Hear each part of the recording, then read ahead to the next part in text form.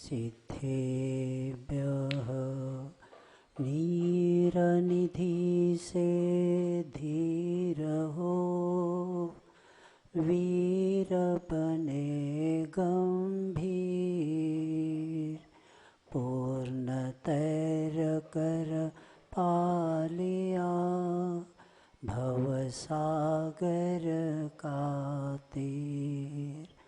अधीर हो मुझे धीर दो, सहन करो सब पीर। चीर चीर कर चिर लखो, अंतर की तस्वीर। देवादिदेव श्री महावीर भगवान की, आचार्य ज्ञान सागर मुनि महाराज की, आचार्य गुरु श्री विद्यासागर जी महाराज की, निर्यापक मुनि श्री योग सागर जी महाराज की, मुनि श्री अक्षय सागर जी महाराज की जय। संसार में बहुत धर्म हम का नाम सुनते हैं। प्रत्येक धर्म जीवन जीने की कला सिखाता है, लेकिन जैन धर्म जीवन जीने की कला के साथ मरने भी की कला सिखा देता है।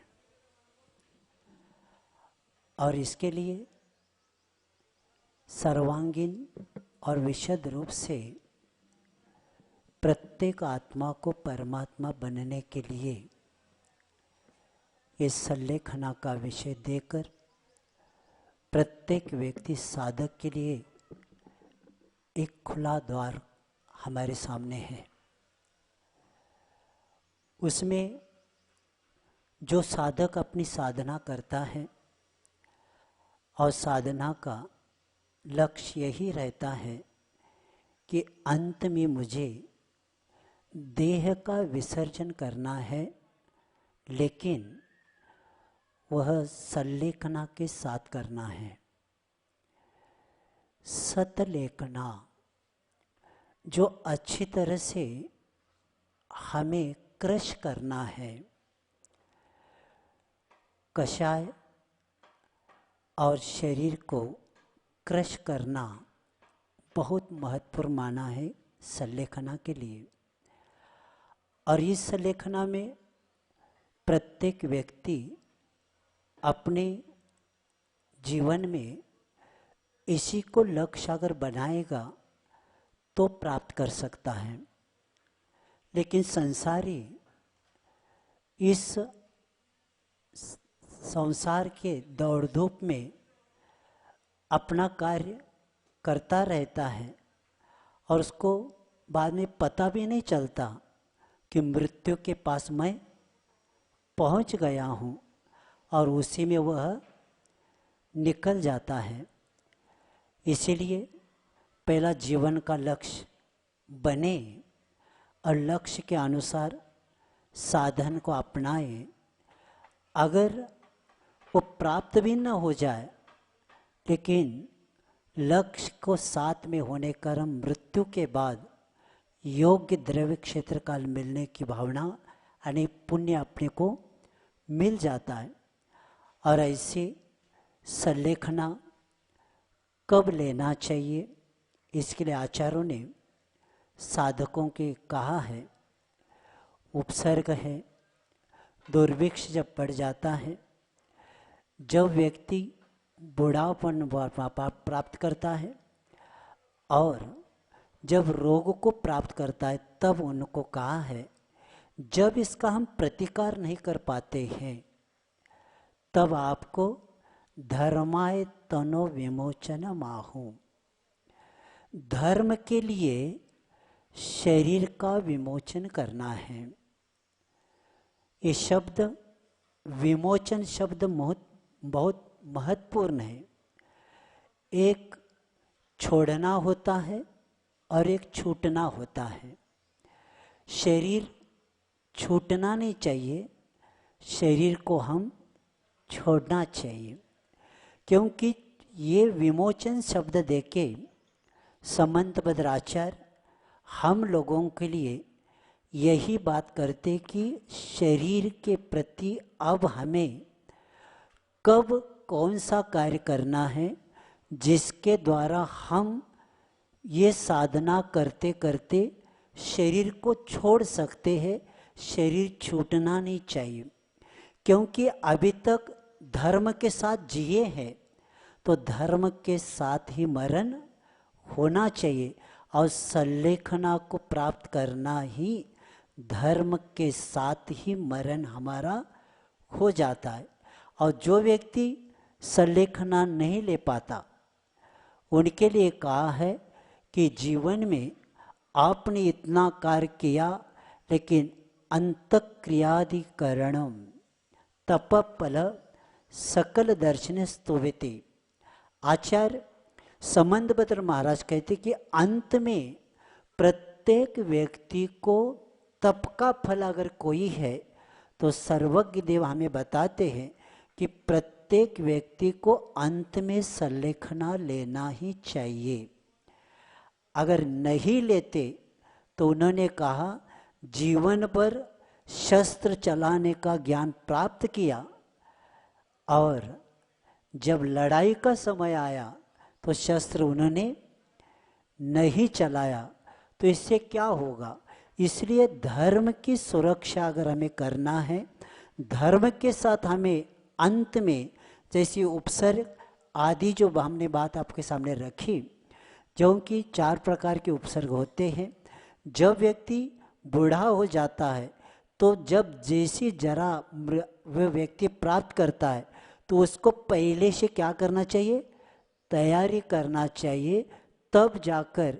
और रोग जब प्रतिकार नहीं करते, जब ये श्लोक हम पढ़ते हैं कि पहला लोग सोचते थे बहुत बीमारी पहला कम होती थी, अब वर्तमान में ये महामारी ये कोरोना जैसे आ गई कि व्यक्ति को कौन से उम्र में कहाँ कब क्या होगा।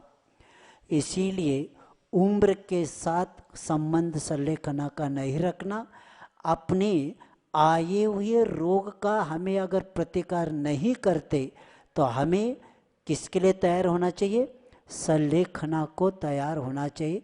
जब गुरु महाराज संलेखना प्रकरण पढ़ा रहे थे अमरकंटक में, तब आचार्य महाराज जी ने कहा था जिस तरह मिलिट्री वाले को कभी भी ऑर्डर आ सकती है, ऐसा नहीं कि रात के 12 बजे सुबह इनको ऑर्डर देंगे, रात के 12 बजे भी ऑर्डर मिलिट्री में आ सकती है। तो इसीलिए वह सजग पहले से रहते। उसी तरह हमें प्रत्येक समय इतने तैयारी में रहना, क्योंकि कभी भी कोई भी विपत्ति कोई भी बीमारी आ सकती, उपसर्ग हो सकता है। जब आप प्रतिकार नहीं कर सकते तो ये संलेखना अंत में होना जरूरी है। और इसी भाव को लेके आज ज्ञान सागर महाराज जी का इस संलेखना समाधि दिवस मनाने का अपने को सौभाग्य प्राप्त हुआ है।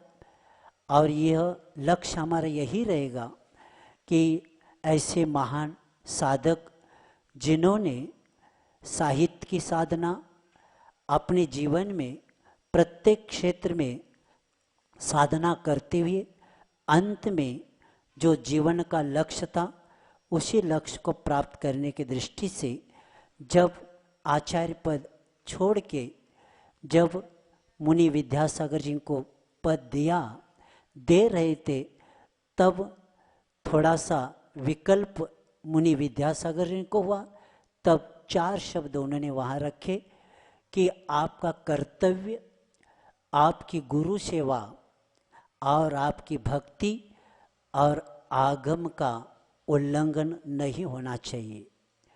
ये 4 शब्द रखे उन्होंने मुनि विद्यासागर जी को ये अपना पद देकर नीचे बैठकर अब उनका शरीर इतना शिथिल होता गया, गठिया जैसा रोग ऐसा हुआ, पूरे जड़े पूरे शरीर में वेदना बढ़ती गई। तब वे पूज्यपाद महाराज जी का वह इष्टोपदेश का स्मरण में आता है कि दुख संदो भागित्वम संयोगा दीह देहिना त्यजामें तत सर्व मनोकाय वर्ग मनोकाय कर्म भी। जब दुखों का समूह जब आ जाता है और उसका एक ही कारण है शरीर, जैसे अभी मुनीषी शंभो सागर जी ने कहा कि आधि व्याधि और उपाधि, जो मानसिक विकार होते हैं उसको आधि बोलते हैं, जो शारीरिक बीमार या विकार होता है उसको व्याधि बोलते हैं, और बौद्धिक विकार को उपाधि बोलते हैं। तब जब व्यक्ति इस आधि व्याधि और उपाधि से बचना चाहता है और जन्म मरण और शरीर आदि जो भी हमें संयोग मिला है, इस संयोग से और वियोग से हमें बचना है, तो हमें वह योग की ओर आना पड़ेगा। और इसीलिए उन्होंने संलेखना की बात रखी। और ये दुख का कारण जो शरीर है, जन्म मरण है, क्योंकि पंचास्तिकाय में आचार्य कहते हैं कि कर्म जब तक रहेगा तब तक यह जीव गति से गत्यांतर चतुर्गति में परिभ्रमण करेगा और जन्म लेते ही शरीर को प्राप्त करेगा। शरीर को प्राप्त करते ही उसके पीछे इंद्रियां मिलेगी और इंद्रियों के पीछे विषय मिलेंगे और विषयों के पीछे और पुनः राग द्वेष हो जाएगा और उस राग द्वेष के पुनः कर्म का बंद हो जाएगा। और ये अनंत काल का संसार को शांत अगर करना है तो प्रत्येक व्यक्ति को संलेखना लेना ही पड़ता है। और जैन दर्शन की एक विशेषता है कि प्रत्येक व्यक्ति को सिर्फ मनुष्य गति में नहीं, तिर्यंच गति वालों ने भी संलेखना को प्राप्त किया। ये जैन धर्म प्रत्येक, कई जगह मैंने प्रश्न किया था कि चारों गति में कौन सा धर्म है। प्राय करके अन्य दर्शन का हम सुनते हैं वह सिर्फ मनुष्य लोक में है, लेकिन एक जैन धर्म ऐसा है वह चारों गति में धर्म चलता है। नरक में भी अगर किसी का विकास हुआ है तो जैन धर्म से हुआ है। देवगति वालों को भी धर्म का आधार लेना पड़ा। तिर्यंच गति में जो भी सामान्य कुत्ता भी नमोकार मंत्र सुन के अंत में देवगति को प्राप्त करता है। अने चारों गति में अगर कोई धर्म है तो वह जैन धर्म है। और इसीलिए विश्व धर्म, ऐसे धर्म के द्वारा ये संलेखना का, तो ज्ञान सागर महाराज जी ने इसी भाव को, इस संयोग वियोग से बचने के लिए और अंत में जो हमारा जीवन का लक्ष्य है, साधक जीवन का लक्ष्य यही रखता है। क्योंकि हम पंच कल्याण भी देखते हैं, पंच कल्याण में गर्भ कल्याण से लेकर मोक्ष कल्याण का विषय होता है। और हमारे आचार्य भी जब 53 क्रिया की बात करते हैं तो वहाँ से गर्भ से लेकर निर्वाण तक चर्चा करते हैं। यानी प्रत्येक जीव को गर्भ में आने के बाद निर्वाण तक का यहाँ संस्कार मिल जाता है। लेकिन अन्य दर्शन का हमने पढ़ा था, वहाँ 53 क्रिया नहीं, वहाँ 16 क्रिया है, जन्म से लेकर स्मशान तक। वहाँ परमात्मा बनने की चर्चा नहीं, गर्भ में भी चर्चा नहीं है, जन्म से लेकर स्मशान तक की 16 संस्कार उनके यहाँ है। और हमारे यहाँ 53 क्रियाएं हैं जो गर्भ से लेकर अंतिम निर्वाण तक को प्राप्त कराने वाले। और इसी के कारण प्रत्येक आत्मा को परमात्मा पद तक पहुँचाने वाला ये जिन धर्म है। और ज्ञान सागर महाराज जी ने इसी को अपनाकर अपने जीवन की सार्थकता किया। और आज के दिन ही 10:50 पर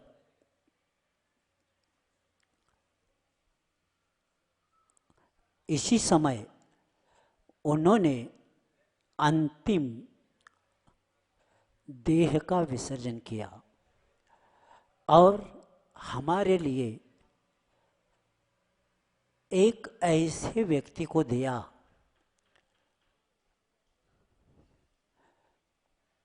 कल आपने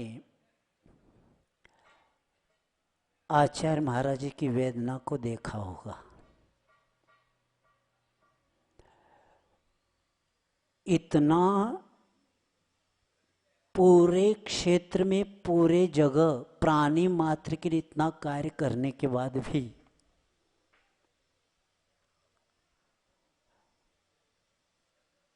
आचार्य महाराज ने कहा मैंने कुछ नहीं किया। जो ज्ञान सागर महाराज जी ने ऐसे कार्य किए हैं वैसे कार्य मैंने नहीं किया। करने के बाद भी कर्ता नहीं बनते, और यही साधक की पहचान है। और कल का जो कार्यक्रम हुआ था, एक जैन दर्शन में जो लुप्त इतिहास था उसको जागृत करके अब हर गृहस्थ, आचार्य महाराज इरापत के समय कह रहे थे दक्षिण में भी संदेश आ रहा है, हमें भी क्षुल्लक दीक्षा लेना है। लोगों में जागृति बढ़ती जाएगी और हर व्यक्ति प्रतिमाधारी आगे बढ़ता जाएगा।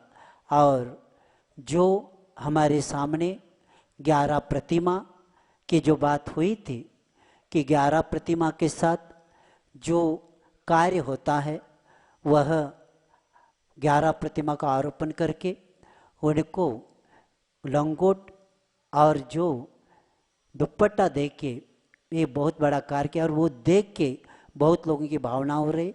और ऐसे ही सल्लेखना का द्वार सबके लिए खुला हो गया। और हम भी भावना यही बात है, क्योंकि प्रत्येक श्रावक भावना बता है कि दुख को कम्मक को बोहि लाओ सुगई गम समाय मरणम जनुकत संपत्योजम।